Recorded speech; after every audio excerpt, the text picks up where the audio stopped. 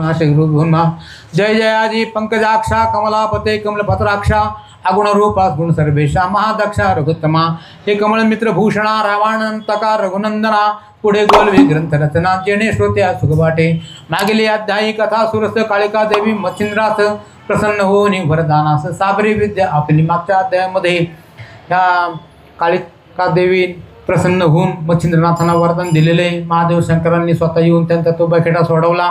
त्याच्यानंतर मच्छिंद्रनाथांनी या गदातीर्थाचे रस्ता धरला हरीश्वर तीर्थ आणि हरीश्वर तीर्थाला गेल्यानंतर या तिथं नेमकं स्नानासाठी अनेक साधू संत ऋषी मुनी माणसं यक्ष नाग किन्नर आलेले होते। मोठी पर्वणी होती महाशिवरात्रीसारखी आणि त्यामध्ये वीरभद्रसुद्धा आलेले होते। त्यांच्या अंगावरती तो राजमुकुट वीरभद्र हे देवांचे सेनापती आणि त्यांच्या अंगावरती ते भूषण होते धनुष्य बाण हे सगळ्या गोष्टी त्यांनी लांबूनच पाहिलं। मच्छिंद्रनाथांना कान फाडलेले आहेत जटा वाढलेले आहेत शेंदूर चढलेला आहे आणि ते लांबून पाहिल्यानंतर त्यांच्या मनामध्ये विचार आला की हाच मच्छिंद्र आहे। त्याला आशीर्वाद देण्यासाठी आपण मार्तंड पर्वतावरती गेलेलो होतो आणि त्या ठिकाणी आपण त्यांना आशीर्वाद दिले होते। आता यांची किती प्रगती झालेली आहे आणि नाथपंथ हा खरोखर तेवढा सक्षम आहे का?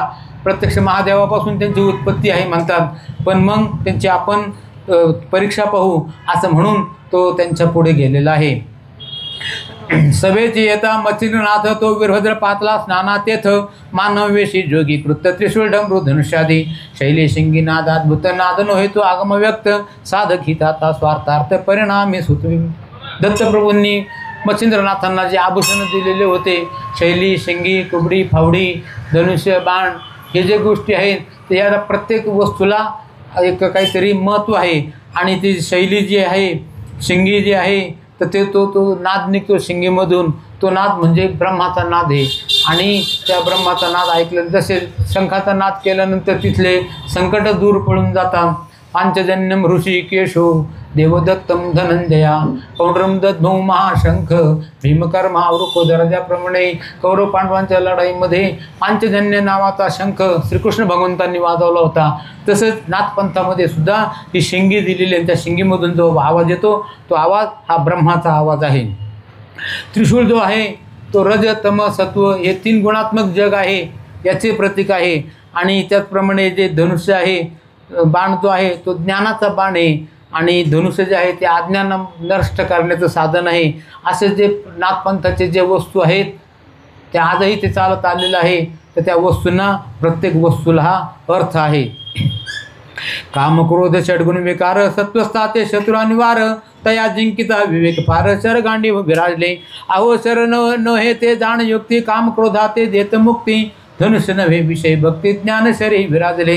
धनुष्य नाही तर ते विषयाची भक्ती आहे आणि ते ज्ञानाने दूर करायची राहते ते बाण हे ज्ञानरूपी बाण आहेत। मच्छिंद्र करून येत असे स्नान वीरभद्र येत असे स्नाना लागून तो मार्गी मच्छिंद्रा ते पाहून उभा केला हटकोनी करून उभे नमना नमन म्हणे स्वामी तुम्ही कोण येरू म्हणे मच्छिंद्रा विधान निज द्या मिळत असे।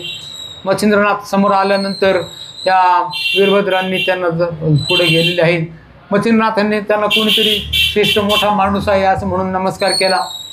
वीरभद्रांनी सुद्धा त्यांना नमस्कार केलेला आहे आणि तुम्ही कोण असं विचारल्यानंतर मच्छिंद्रनाथ म्हणतात की मी दत्तात्रयांचा शिष्य महादेवांच्यापासून महादेवांच्यापासून जो नाथपंथ सुरू झालेला आहे त्याचा प्रथम नाथ उपरीतर बसूनच्या वीर्यापासून तयार झालेल्या माशाच्या पोटी जन्मलेला कविनारायणाचा अवतार मी मच्छिंद्रनाथ आहे असं म्हटल्यानंतर हे असं काही बोलण्याची वाट पाहत होते वीरभद्र की आपण यांना बोलण्यामध्ये पहिल्यांदा हरवून टाकू आणि नंतर मग जर नाही आपल्याला आटोपले तर मग त्यांच्याशी पुढं काय करायचं ते पाहू आणि असं म्हटल्यानंतर तेवढाच मुद्दा ह्या वीरभद्रांनी विचार उचललेला आहे आणि ते म्हणतात की अहो तुमचा कसला नाथ म्हणते हे तुम्ही वेदाची विद्रोही आहेत तुम्ही पाखंड चालवलेलं हे पाखंड म्हणजे काय पा म्हणजे वेद खंड म्हणजे विरोधी हा जो तुमचा नाथपंथ आहे हा वेदांचे विरोधी आहे।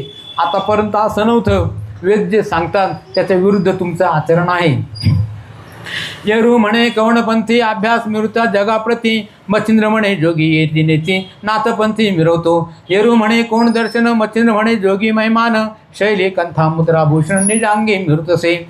मग ते हे असं तुमचे कोणते भूषण आहे मग त्यांनी एकेका भूषणाचा अर्थ, त्या शैलीचा अर्थ काय, शिंगीचा अर्थ काय, त्रिशूळाचा अर्थ काय, धनुष्यबाणाचा अर्थ काय वगैरे सगळ्या गोष्टी सांगितलेल्या आहे. वीरभद्राला ते पटत नाही. खरं म्हणजे ते पटतं ते, पण मात्र एकाकी विश्वास बसत नाही किंवा विश्वास ठेवायचाच नाही.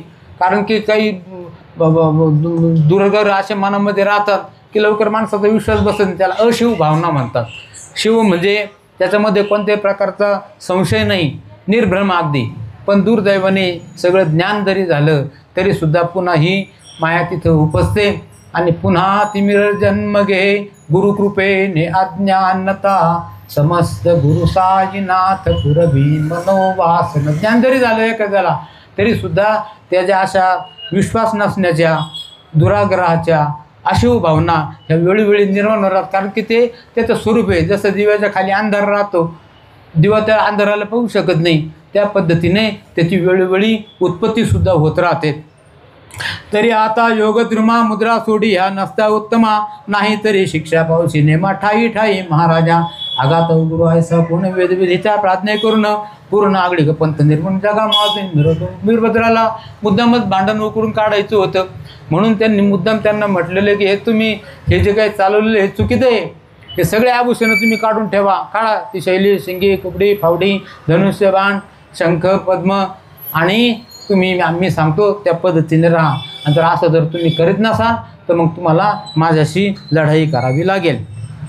आगा स्वबुद्धी तर्क करून भलते ती मत करी स्थापन, तो प्राज्ञिक नव्हे मूर्खाहून शतमूर्त म्हणावा. ऐसे ऐकता भद्र गोष्टी मचिन संतप्त झाला पोटी, म्हणे मशका पोटी वल्गना करशी अपार. अरे आतापर्यंत जे पारंपरिक चालत आलेलं आहे त्याच्या विरुद्ध तुम्ही चाललेले आहात. तुम्ही कोण आणि तुमचे गुरु कोण? गुरुचं नाव काढल्यानंतर मच्छिंद्रनाथांना मोठा राग आलेला आहे. ते सुद्धा म्हणतात की अरे शतमूर्खाहून मूर्ख बोलसी दुःखदायक, परात्मा क्षोभनी पातक भार व्हायला निजमोळी. अरे आत्मा शोभता पराचा भार होय ब्रह्मांडीचा, तस्मात गुरु कैसा तुझ्या गुरु विलोकी. मच्छिंद्रनाथ म्हणतात की सगळ्यात मोठं जर पाप कोणतं असेल तर ते दुसऱ्याचं मन दुखावणं, आणि ते तुमच्या हातून घडते. तुम्ही माझ्या गुरुची निंदा केली, मला पुन्हा एकदा आंघोळीला जावं लागेल. आणि असं म्हटल्यानंतर त्या वीरभद्राला सुद्धा राग आलेला आहे. आयशा परिमच्छिंद्रनाथा ते भाषण ऐकता वीरभद्राचे क्षोभले मन, म्हणे भ्रष्टा तुझा प्राण आताच घेईन हे काळी. मग करी कवळून सायकासन 70 गुण लावला गुण, अनिर्वाणा बाण अर्धचंद्र तृणातून काढला. ते पाहून मच्छिंद्रनाथ म्हणे पतित झाला उन्मत्त, अरे उद्धटा आपले अहित जगाला माझी मिरवशी. मच्छिंद्रनाथांना सुद्धा राग आलेला आहे. या वीरभद्रांनी सुरुवात केलेली, बाण काढला, धनुष्यावरती जोडला आणि त्याच्यावरती त्या निर्वाणास्त्राचे मंत्र जाप करून तो बाण त्यांनी मच्छिंद्रनाथांच्या अंगावरती सोडलेला आहे. तो अर्धचंद्र बाण येताना पाहिला. मच्छिंद्रनाथ हे सावध होते. त्यांनी आपल्या भोवती वज्रास्त्राचं रांगोळी काढलेली आहे, वज्रास्त्र मंत्राचे जप केलेले आहे आणि ते वज्र त्यांच्या भोवती फिरायला लागलेलं आहे. अरे सायकासन सिद्ध करून सोंग धावेशी मजला लागून, पर हे नव्हे मरण ते काळी करते. अरे भो सोंग मंच कारण कित्येक झाले विलोकून, बहुरुपया ते खडतर पण शिरतो रणी मिळेल. अरे मच्छिंद्रनाथा तू हे बहुरुपयासारखं काय करतोय? मी काही तुला भिणार नाही. अरे मी देवांचा सेनापती राहिलो, अनेक लढाया मी केल्या आणि विजय ब्राह्मण यांना देवांना मिळून दिलेला आहे. मच्छिंद्र म्हणे मशकासाठी मेरू मिळविल काय नगांची कोटी, की महाक्षरा देऊन नरोटी भीक मागेल पोटाते. मूर्खा ऐके वचनार्थ मम गुरुता मोळे वरद हस्त, तेणे होतसे शरणागत मानव दानव देवादी. मच्छिंद्रनाथ म्हणतात की अरे तू मला जरी सामान्य समजला, सामान्य उंदीर आहे असं समजला, तरी पण मेरू पर्वताला सुद्धा पोखरण्याचं सामर्थ्य माझ्यामध्ये आहे. मरण काळी फाटा फुटला तुझशी, आता क्षणेची भूमीपाशी नवतासे आयसे करीन. अरे तो ग्रीवेचे काळ पाशा आधीच पावले आयुष्य नाश, म्हणून मूर्खा तू ते हौसे ये वादास पुरलासे. असं मच्छिंद्रनाथांनी त्यांना म्हटलेलं आहे. आता वीरभद्र मनात विचार करतो की याशी जर आपण एकमेकावर कोटी करीत राहिलो तर एकावर पण चालन, त्याच्याऐवजी याच्यावरती बाण टाकून याला मारून टाकावं अशा हेतूने त्यांनी त्याच्यावरती बाण उगारलेला आहे. आणि घे रामाचं नाव, आता तुझी आता वेळ आलेली आहे असं म्हटल्यानंतर ते म्हणतात की तू राम नामाला काय सामान्य समजलं का? अरे राम प्रत्यक्ष महादेवसुद्धा रामाचं भजन म्हणतात, रामाचे चिंतन करतात, राम मंत्राचा जप करतात. आणि ज्यावेळेला रामायणाची वाटणी झाली त्यावेळेला एक कोटी श्लोक असणाऱ्या त्या रामायणाची वाटणी देव दानव मानव यांच्यामध्ये झालेली आहे. पहिल्यांदा वाटप केलं त्यांनी 33,000 प्रत्येकाला आले. नंतर 333 केले. मग 999 झाले. असे 99,99,99,99,000 एवढे झालेले आहेत. आणि 99,999 झाल्यानंतर फक्त एक श्लोक राहिले, एक अक्षर राहिलं फक्त. आणि मग ते म्हणतात की अक्षर कोण घेणार आता. तर महादेव शंकर म्हणतात की आम्ही वाटणी केली, ते आम्हालाच मिळायला पाहिजे. आणि ते जे राहिलेले 2च फक्त अक्षर आहेत ते राम, हे त्यांनी स्वीकारले. तेव्हा रामाच्या नावाला तू काही कमी समजू नकोस. अरे राम मंत्रे वाल्या तरला, ते नाम तारीला हाताची मजला, परी सावध तू होय का वैरा, राम मंत्रा वेगळा. ऐसे म्हणून कक्षे जोळी विलोकनी भस्म करील कवळी, मग शस्त्राश्रित तेने काळी वज्र सापणा जन्म कसे. मग सावध होते. त्यांनी हातामध्ये विभूती घेतली आणि स्वतःच्या भोवती रांगोळी करून ते वज्र सिद्ध केलं. ह्या वीरभद्राने सोडलेला अर्धचंद्रबाण त्या वज्रावरती आदळला आणि निवारण झालेलं आहे. तो बाण येता किंकाटत दृष्टी पाहे मच्छिंद्रनाथ, म्हणे म्हणे मनात बाण आहे तृणासम. ऐसे म्हणून सद्दृष्टी उभा करून कवळून भस्माची मुठी, तो बाण भस्म नभा पोटी संचरून उतरत असे. अरे त्यांनी आपला बाण परस्पर तोडून टाकलेला आहे. याला काही पण आपल्यावरती बाण सोडावं लागलेलं नाही. उलट यांनी फक्त झोळीमध्ये हात घातला, हातामध्ये विभूती घेतली आणि वज्रास्त्राचे मंत्र जप करून त्या इकडे फेकल्यानंतर तो बाण निवारण झालेला आहे. म्हणजे शास्त्राचं उत्तर शास्त्राने नाही दिलं यांनी, तर शास्त्राचं उत्तर हे फक्त शब्दरूपी मंत्र शक्तीने मंत्रविभूतीने दिलेलं आहे. मग मात्र वीरभद्राला मोठा राग आलेला आहे. त्यांनी हातामध्ये पुन्हा धनुष्यबाण घेतले, त्याच्यावरती दुसरा बाण घेतला, नागास्त्राची स्थापना केली त्याच्यावरती आणि मच्छिंद्रनाथांच्या अंगावरती फेकल्याबरोबर त्या ठिकाणी तो जो बाण होता अतिशय प्रभावी होता. त्याचं तेज गगनामध्ये मावेना. देव ऋषीसुद्धा पाहायला लागलेले, माणसं बाहेर आलेले आहे. कारण ते नागास्त्राचा बाण तो पाहून त्या ठिकाणी त्या मच्छिंद्रनाथांच्यापेक्षा हे बाकीच्या लोकांना मोठी भीती वाटलेली आहे. दिग्गज पळती रानो रान, शेषन ठेवी आपले मान, पराहा पाहुनी अति निर्वाण जात नाही मैक. देवविमानी हडबड पाहून उडगण पळती पाड, सोडून आपले स्थान नभा माझी हरळले. देव मानव यक्ष दैत्य म्हणती जाल पावला, प्रळय नृत्य हे शक्ती नो हे प्रळय समस्त मही बुडील वाट जाता. पृथ्वीची रांगोळी होईल, पृथ्वीसुद्धा बुडून जाईन, अशी अवस्था त्या नागास्त्ररूपी बाणाने झालेली आहे. सबळ बलिष्ठ ती मही कापत, तेने नग कड्यांची खाचणी होत, मायलेक चुकून निशित रुदन करीत हंबरडे. तेने वज्र अति क्षीण होऊन पडले गगनाहून, पुढे मच्छिंद्राचा लक्षण प्राण हरावया होत असे. यांनी जे वज्रास्त्र सोडलेलं होतं त्या वज्रास्त्राला सुद्धा वीरभद्राच्या या नागास्त्राने मानलेलं नाही आहे. ते एवढंही करून सुद्धा ते मच्छिंद्राच्या अंगावरती आलेलं आहे. मच्छिंद्रनाथ सावध होते. मच्छिंद्रनाथांनी विचार केला की याच्यावरती आता काय करावं, म्हणून त्यांनी रुद्रास्त्राचा जप केलेलं आहे. ती विभूती त्या नागास्त्राच्या वरती फेकली.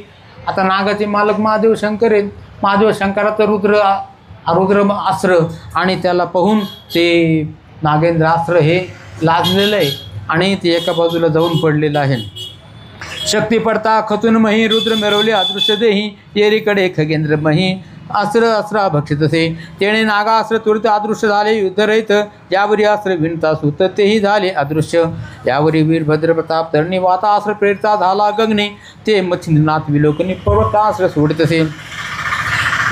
मच्छिंद्रनाथांच्या वरती त्यांनी वातास्त्राचा म्हणजे वायूचा मंत्रजप करून पर्वत सोडलेला आहे.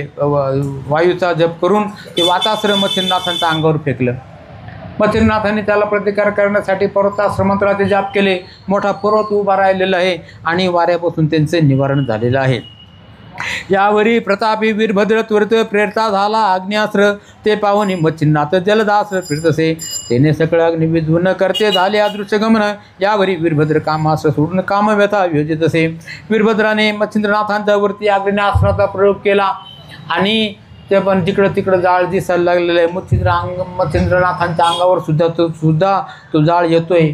मच्छिंद्रनाथ सावध होते. त्यांनी विभूती हातामध्ये घेतली, त्याच्यावरती जलदास्त्राचे जप केले. आकाशामध्ये मेघ आकाशी वळले आणि पाऊस पडायला लागलेला आहे. त्याच्याबरोबर त्या अग्न्यास्त्राचं निवारण झालेलं आहे.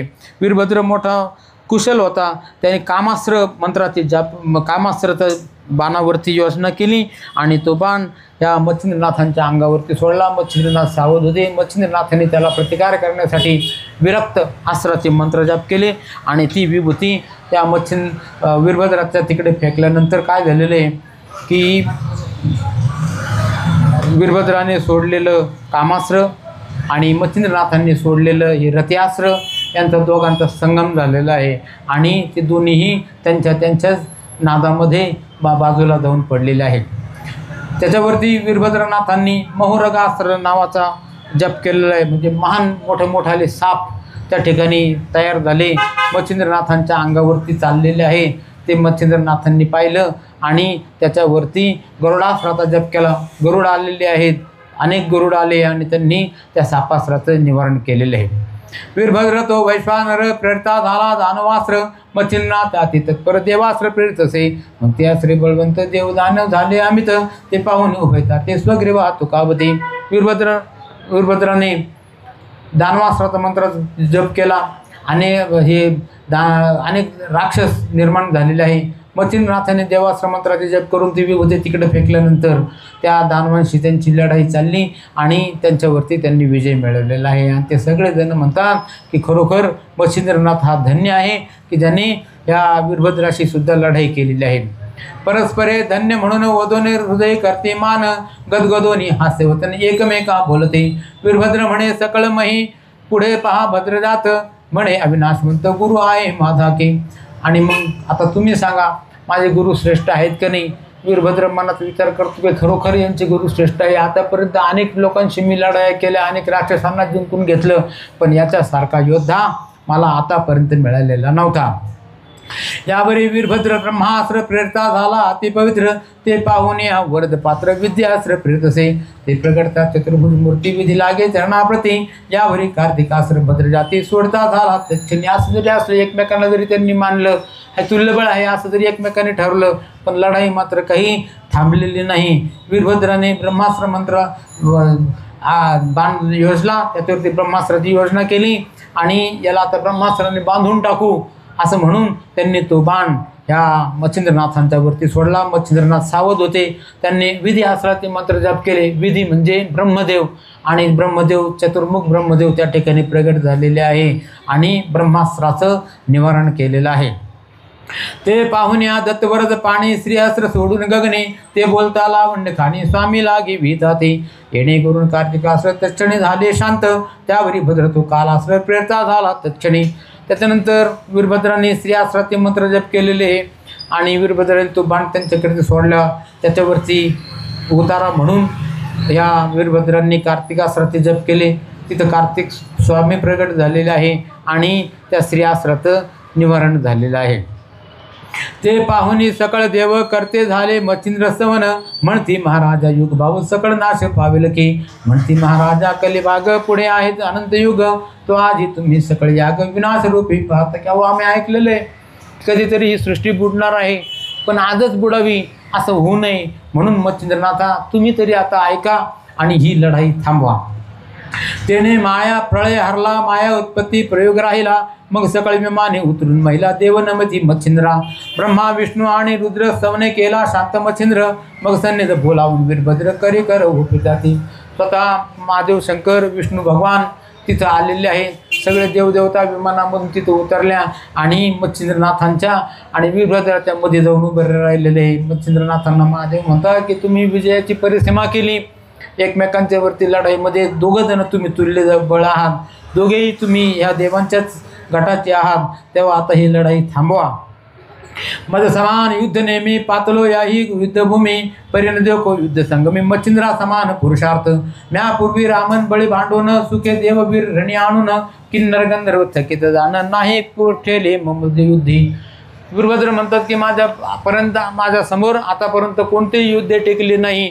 अनेक राक्षसांशी मी लढाया केल्या, पण मात्र हा मच्छिंद्रासारखा विरोधक मला आतापर्यंत कोणी भेटला नाही की ज्याने माझे प्रत्येक अस्त्र हे तोडून टाकलेले आहे.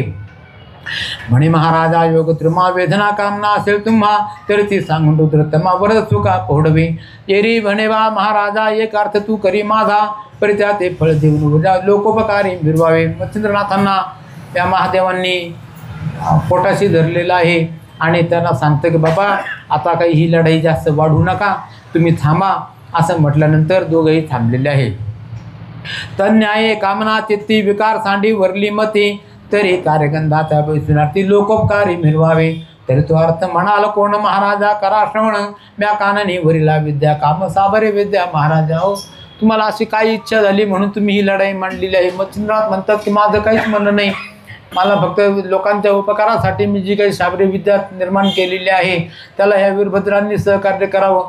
वीरभद्रांनी सहकार्य ते केलं नाही, पण उलट माझे गुरु कसे आहेत काय आहे वगैरे खूप काही निंदा नालस्ती केली. आणि गुरुची निंदा ही कधी ऐकू नये. गुरुची निंदा ऐकण्यापेक्षा त्या माणसाला मरण आले तर बरं, म्हणून गुरुची निंदा ही काही कोणी ऐकवली नाही मला, म्हणून मला त्याला उत्तर द्यावं लागलेलं. मी फक्त माझा बचाव केलेला आहे. तरी तो अर्थ म्हणाल कोण मंत्रा बोला समान आपण वैवाटा येतेही धर्मत्वरे जाऊनी एवं बरोबर कोणी माते लोट लोटवा कृपा सरते. मग अवश्य म्हणून मच्छिंद्राते कार्य सहसा करेन मी ऐसे बोलून वरद युक्ती करतळ भाषा प्रसन्नात येते. यावरी सकळ देव बोलते प्रसन्न होऊन ही तयाते. मग महादेव शंकरांनी विष्णू भगवंतांनी तिथं माखलाशी केलेली आहे, दोघांचं भांडण सोडवलेलं आहे आणि ते ह्या वीरभद्रांनी सुद्धा ते मान्य केलेलं आहे की ज्या ज्या वेळेला या शाबरी विद्येमध्ये वीरभद्राचे मंत्र जप येतील त्यावेळेला वीरभद्र तिथे धावून येतील आणि तुमचं हे कार्य करून देतील. पुढं मग विष्णू भगवान सुद्धा आलेले आहे. मच्छिंद्रनाथांनी विष्णू भगवंताचं दर्शन घेतलं. विष्णू भगवान प्रसन्न झालेले आहे आणि त्यांचं जे चक्र आहे ते त्यांना देणगी म्हणून दिलेलं आहे. ज्या चक्राने त्यांनी आतापर्यंत अनेक राक्षसांचा वध केला, त्याचप्रमाणे त्या काळामध्ये जे त्यांचे विरोधक लोक होते, त्यांचे राजे राजवाडे त्यांचा पराभव केला, ते चक्र विष्णू भगवंतांनी स्वतः त्यांना दिलेलं आहे. महादेव शंकरांच्या पाया पडल्यानंतर महादेव शंकर प्रसन्न झाले, त्यांच्या हातातला त्रिशूळ त्यांना दिलेला आहे. ऐसा वधूनी विधी राज तुष्ट केला तपोभुज या परिचक्र डमे वध तोही वर उपजसे. मग वज्रास्त्र का पूर्ण त्याते दिले कृपा पूर्ण मग अस्त्र मंत्र सांगून वज्रास्त्र उपिला. इंद्रदेवाच्या दर्शनानंतर इंद्रदेव प्रसन्न झाले. नाथांची नम्रता होती, त्या नम्रतेमुळं त्या देवांच्या वरती सुद्धा दडपण पडलेलं आहे, त्याची दखल घेतलेली आहे त्यांनी आणि इंद्रदेवाने प्रसन्न होऊन आपल्या हातातलं वज्र त्यांना दिलेलं आहे. यावरी नमिता देव कुबेर तोही येऊन उदार सिद्धिमंत्र देऊन समग्र दासी केल्या तयाच्या. यावरी वर्ण बाबे नमिता तोही प्रसन्न झाला चित्ता अपास्त्र मंत्र भोगता केला असे त्वरेने. पुढे चालून त्यांच्या देवदेवतांच्या बरोबर जे कुबेर आलेले होते, कुबेरी भांडार अर्पण करणे, नाना वस्तू देऊन पुरवणे. कुबेरासारखा भांडार नाही, कारण की देवाचे भांडारी आहेत कुबेर, साई भोला भंडारी. त्याप्रमाणे जे म्हणाल ते देण्याचं सामर्थ्य त्या कुबेरामध्ये येतो. कुबेर देव त्याचं दर्शन घेतल्यानंतर कुबेरही प्रसन्न झालेले आणि त्यांनी ते मान्य केलेलं आहे की तुमच्या सिद्धिमंत्रामध्ये ज्या ज्या वेळेला कुबेराचं आवाहन येईल त्या वेळेला कुबेर देव स्वतः प्रगट होतील आणि त्यांना त्या वस्तू देऊन पुरवतील. वरुणाचं दर्शन घेतल्यानंतर वरुण म्हणजे पाण्याची देवता, ते प्रसन्न झालेले आहेत आणि त्यांना पाण्याचा मंत्र दिलेला आहे. कोणत्याही ठिकाणी जर पाण्याची गरज पडली तर वरुण आसरा मंत्राचे जप तुम्ही करा, त्यावेळेला वरुण हे तिथं तयार येतील आणि पाणी निर्माण करून देतील. त्या मंत्राचा पाठ होता आपोआप धरे ते नीरव उठे सकळ सरिता लोटून लोटे दिशे दिशे मिरवते. या परिनिमित्ता विमूर्धनी तोही आल्हादे चित्त कामने वर्धितला मंत्र अग्निस्मरण होता प्रगटावे. अग्निदेवताचं दर्शन घेतल्यानंतर अग्निदेवही प्रगट झालेले आहे आणि त्यांनी पण वरदान दिलेलं आहे की तुम्ही ज्या ज्या वेळेला स्मरण कराल त्यावेळेला मी तिथं येऊन तुमचं संकट निवारण करून देईन. म्हणे महाराजा स्वर्गवासी माते कामना वेदले जीवासी की मन करणे का स्नान मानवासी आदर चित्ता वाटतसे. तरी माते कराया स्नान न्याल जरी कृपे करून तरी येऊन हा कामना पूर्ण करणं आपली. महाराजा वीरभद्रांच्या निमित्ताने हे सगळे देवदेवता तिथे आलेले होते. अजून तुला काय इच्छा आहे असं मच्छिंद्रनाथांना विचारल्यानंतर मच्छिंद्रनाथ म्हणतात की मला स्वर्गामध्ये यायचं आहे. तिथं कुंभ पर्वाला गंगेचं स्नान राहतं, त्या अमृत तिथं जाऊन मला त्या वेळेला स्नान करायचं आहे. तर ते म्हणले काहीच हरकत नाही, तुम्ही आमच्याबरोबर चला. देवांची विमानं होतेच तयार, त्याच्यामध्ये त्यांना मोठ्या सन्मानाने बसवण्यात आलेलं आहे आणि मच्छिंद्रनाथ त्यांच्याबरोबर स्वर्गामध्ये गेलेले आहे. विमाने आणि आपले बहुत त्वरे पातले वैकुंठनाथ, मग आपले आसनी मच्छिंद्रनाथ नेऊन या बैसवला. आसनी शयनी भोजनी एकत्रपणी चक्रपाणी, सकळ देव पातले स्वस्त आणि मच्छिंद्र वैकुंठे राहिला. पहिल्यांदा विष्णू भगवंतांनी सांगितलं की तुम्ही पहिल्यांदा वैकुंठामध्ये चला. वैकुंठामध्ये तिथं काही दिवस त्यांचं वास्तव्य झालेलं आहे. आता स्वतः विष्णू भगवानच त्यांना मानतात, मग बाकीचे सेवकसुद्धा त्यांचे मनधरणी करू लागलेले आहे आणि मोठ्या आनंदाने मच्छिंद्रनाथ हे वैकुंठामध्ये राहिलेले आहे. इंद्र आले काही दिवसांनी, ते म्हणले चला स्वर्गामध्ये काही दिवस मच्छिंद्रनाथ राहिलेले आहे. आणि मग त्यावेळेला त्यांना विनंती केली की पूर्वीचे जे नवनारायण कवी, हरी, अंतरिक्ष, प्रबुद्ध, पिपलायन, द्रमिल, शमीस, करभांजना, तेव्हा हे ज्या नवनारायणांनी पूर्वी तिथं समाधी घेतलेल्या म्हणतात स्वर्गामध्ये, ते स्थान मला दाखवा. असं म्हटल्यानंतर स्वतः विष्णू भगवान इंद्र भगवान हे आलेले आहे आणि त्या मेरू पर्वतावरती त्या 9 समाधी त्यांना दाखवलेल्या आहेत. नवनारायणांच्या समाधी 9वी समाधी वासुदेव आयसा पाहुणे मनोभाव, पुन्हा येत वैकुंठी असो एक समुद्र वैकुंठनाथ, ठेवता झाला प्रतिवंत, मग पातारून उमाकांत नेता झाला कैलासाची. कैलासावरून महादेव शंकर आलेले आहेत आणि त्यांना मोठ्या सन्मानाने कैलासाला घेऊन गेलेले आहे. काही दिवस कैलासावरती सुद्धा मच्छिंद्रनाथ राहिलेले आहे. पुढं इंद्र आलेले आहेत, त्यांना विनंती केली आणि तिथून ते अमरावतीला गेलेले आहेत. पुढं चालून ब्रह्मदेवाने नारदाला पाठवलं आणि सत्यलोकामध्ये ब्रह्मदेवाच्या लोकामध्ये ह्या मच्छिंद्रनाथांना घेऊन गेले. तिथेही मच्छिंद्रनाथ काही दिवस राहिलेले. अशा पद्धतीने 7 वर्षापर्यंत हे स्वर्ग, कैलास, वैकुंठ या ठिकाणी हे मच्छिंद्रनाथ राहिलेले आहे. आणि नंतर मग आता आम्हाला जाऊ द्या असे विनंती केल्यानंतर मोठ्या कष्टाने, तर खरं त्यांना जाऊन द्यायची इच्छा नव्हती, पण मात्र कर्तव्य हे काही चुकत नाही. साधू संत हे काय फक्त एकाच ठिकाणी राहत नाही, गृहस्थी लोक राहतात. साधू संत हे नेहमी तीर्थयात्रा करीत राहतात. ज्या त्या ठिकाणी तीर्थयात्रेवरती जावं, तिथल्या स्नान करावं, तिथल्या लोकांना बोध करावा असं त्यांचं कर्तव्य होतं. ते म्हणले की आता आमचा टाईम झाला, आम्हाला जाऊ द्या. मग त्यांनी मोठ्या जड अंतःकरणाने त्यांना निरोप दिलेला आहे, विमानामध्ये बसवलं आणि पृथ्वी तळावरती आणून सोडलेलं आहे. मग सकळ निघुनी स्वर्गवासी बोळवेती मच्छिंद्राचे, विमाने वाहुनी मृत्यू लोकाची आणून या घातले. असो देव गेले स्वस्थानासी, एरीकडे मच्छिंद्र पृथ्वीशी, पुन्हा चालला तीर्थाटनासी. करावया त्यातरी पृथ्वीवर उतरल्यानंतर सुद्धा ते काही एका ठिकाणी थांबलेले नाही. त्यांनी पश्चिमेचा रस्ता धरला आणि ते तीर्थयात्रा करीत करीत केकडा देशातून पश्चिमेला वज्रवनामध्ये आलेले आहे. म्हणजे हल्लीचं जे गणेशपुरी, वज्रेश्वरी देवी त्या ठिकाणी ते आलेले आहे. तिथं जाऊन त्यांनी त्या गरम पाण्याच्या कुंडांचं स्नान केलेलं आहे. वज्रदेवीचं दर्शन घेतलेलं आहे आणि त्या ठिकाणी 360 कुंड होते. मच्छिंद्रनाथांना मोठं आश्चर्य वाटलेलं आहे की पाण्याचे कुंड असतील हे पाहिलेलं होतं, पण गरम पाण्याचे कुंड कसे, आणि म्हणून त्यांनी ती जिज्ञासा तिथल्या पुजाऱ्यांना विचारलेली आहे. ते पुजारी तिथले कायमचे होते, कोणाला माहिती नसेल तर पुजाऱ्याला माहिती राहतं सगळं. म्हणून त्या पुजाऱ्यांनी सांगितलं की अहो हिची अशी घटना झालेली आहे की पूर्वी या ठिकाणी मोठा यज्ञ केला होता आणि अनेक साधू संत ऋषी मुनी तिथं आलेले आहे आणि एक वेळेला त्या यज्ञामध्ये इंद्राचं सुद्धा आगमन झालेलं आहे. इंद्र आल्यानंतर सगळे देवदेवता हे उभे राहिलेले आहेत आणि उभं राहिल्यानंतर त्या ठिकाणी त्यांना मोठं उत्थापन दिलेलं आहे, पण मात्र एक माणूस काय उभा राहिलेला नाही आणि त्याच्या योगाने त्या माणसाच्या वरती त्यांचा राग झालेला आहे. आणि तो कोण होतं तर ते रामप्रभू होते आणि ते काय उभे राहिलेले नाहीत. हे पाहिल्यानंतर त्यांना मोठं नवल लागलेलं आहे. तिथं जी गाय होती त्या गायीच्या वरती त्यांनी त्या गाईला पाहिलं आणि त्यांना मोठा राग आलेला आहे. त्या इंद्राने रागावून आपलं वज्र जे आहे त्या ठिकाणी फेकलेलं आहे. आता ते जे वज्र फेकलं ते जमिनीमध्ये गेलेलं आहे आणि जमिनीमधून गेल्यानंतर तिथून पाणी निघालेलं आहे. त्या पाण्याच्या वरती त्या वज्राच्यासाठी ते वज्र परत मागितलं इंद्राने की माझं वज्र मला परत द्या. पण त्यावेळेला ते वज्र काही त्यांना परत मिळायला अवघड आहे, कारण की आता ते रामप्रभूचा संकल्प होता तो, आणि तो वज्र त्यांना काही परत मिळायला अवघड आहे.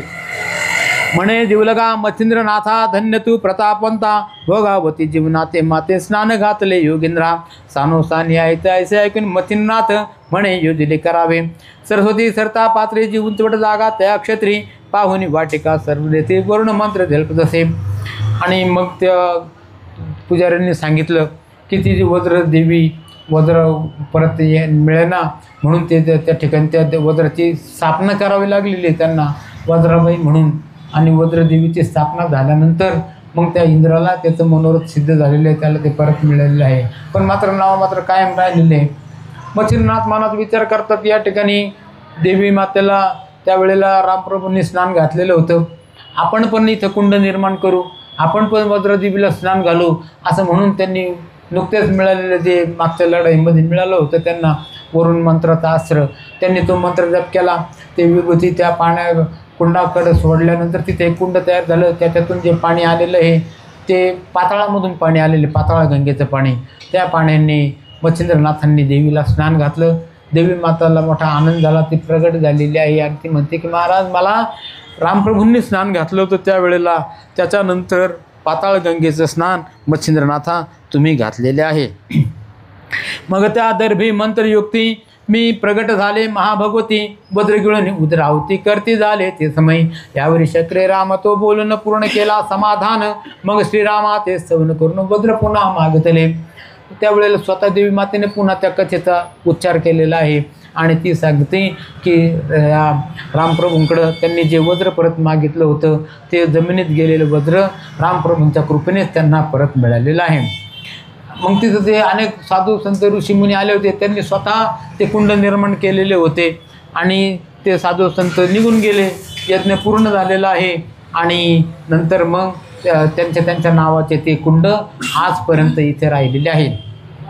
किंवा आता तुझे हाती स्नाना पावली भोगावती, तरी रामाहून कृपामूर्ती तुवा अधिक केले बा, रामे नाणेले शीतोदके तुवा नाणेले विष्णोदके, आणि अखंडित पुण्यश्लोके भोगावते. रामप्रभूंनी जे कुंड निर्माण केलेलं होतं ते साध्या पाण्याचं होतं, गार पाण्याचं होतं, पण मच्छिंद्रनाथांनी त्याच्याबरोबर हे वारुणास्त्राबरोबरच आग्नेयास्त्राचा जप केलेला होता. त्याच्या योगाने ते गरम पाण्याचे कुंड तयार झालेले आहे. देवीला मोठा आनंद झाला. ती म्हणते की रामप्रभूंनी मला गार पाण्याने नांदलं होतं, पण आता तू मला गरम पाण्याने नांदलेलं आहेस. असो ऐकता संवाद युक्ती झाल्या आणि त्या उभयती परी मासाती झाली, बती नाथ पुसून निघेला. उत्तर दिशे करते गमन अयोध्ये जाता तपोधन, द्वारावती तीर्थ करून अयोध्येशी पातला. आता 1 महिनाभर वज्र भवानीने त्यांना तिथं ठेवून घेतलेलं आहे. 1 महिन्यानंतर त्यांना आज्ञा दिली, ते निघालेले हे उत्तर दिशेचा रस्ता धरला. आता ते पुढं तीर्थयात्रा करीत करीत अयोध्येला जातील. अयोध्येला गेल्यानंतर काय घटना होईल ते पुढं सांगितलं जाईल. आणि हे ग्रंथकार पुन्हा पुन्हा परत ते सांगतात की ह्या जो ग्रंथ आहे तो हा तुम्ही अतिशय श्रद्धा भावनेने मन पवित्र करून अतिशय निश्चिंत मनाने तुम्ही ऐका. तुमच्या ज्या काही शंका असतील त्या पाहिजे विचारून घ्या, पण मात्र ग्रंथाची निंदा करू नका. आणि ग्रंथाची निंदा न ऐकता तर अजिबात करू नका. पहिल्यांदा पहा, ऐका, त्याच्यावरती मनन करा, चिंतन करा. आणि असं जर न करता जर तुम्ही या ग्रंथाला नाव ठेवत असाल किंवा जर हे ग्रंथ खोटा आहे असं म्हणत असाल तर तो नरकामध्ये गेल्याशिवाय राहणार नाही. त्याचे काही बरंच काही असं वाईट वाईट सांगितलेलं आहे.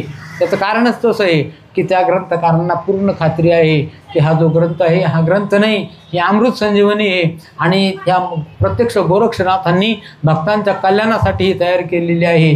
तेव्हा याची निंदा करू नका. जर निंदा करायची असेल तर पहिल्यांदा ग्रंथ वाचा अगोदर आणि नंतर ती निंदा करा. असं न करता जर निंदा कराल तर तुम्ही नरकामध्ये जाऊन पडाल.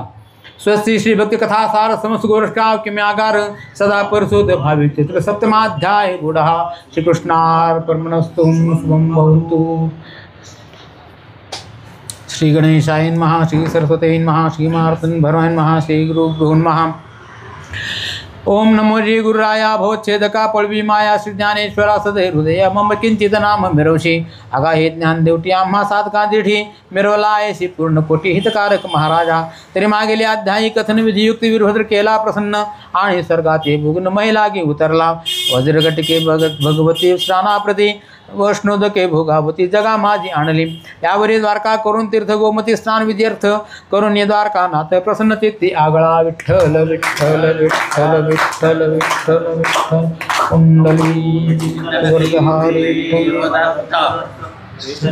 नाथ महाराज की जय. नाथ महाराज की जय. सर्वदा योग तुझा घडावा जे कारणी देह माझा पडावा. पेक्षू नको गुणवंता अनंता गुणायका मागणे हेची आता. ठिकाणी मन जाय माझे त्या त्या ठिकाणी निज रूप तुझे. मी ठेवितो मस्तक ज्या ठिकाणी तेथे तुझे सद्गुरु पाय दोन्ही.